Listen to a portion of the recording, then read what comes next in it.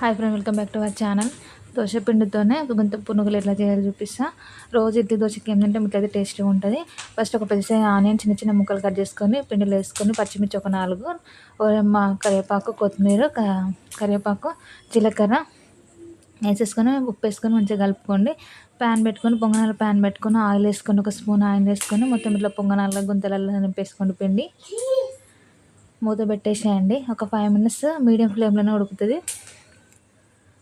మూత పెట్టేసి 5 minutes వదిలేసిన తర్వాత ఇట్లా పైకి అంతా పిండి మొత్తం ఇట్లా ఏమంటారు తెల్లగా అయిపోయింది కదా, టర్న్ చేసి చూస్తే ఇట్లా కింది వైపు కాలిపోతే మళ్ళీ అట్లనే పై వైపు కూడా తిరిగేసి కాల్చుకొని మళ్ళీ ఒక 5 minutes వదిలేండి.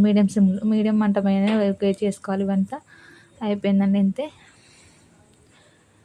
మన ఛానల్ సబ్స్క్రైబ్ చేయండి, లైక్ చేయండి, షేర్ చేయండి, కామెంట్ చేయండి. టమాటా చట్నీ బాగుంటుంది. మన ఛానల్ ఆల్రెడీ చేసినాను, చూడండి. Thank you for watching. Subscribe చేయండి.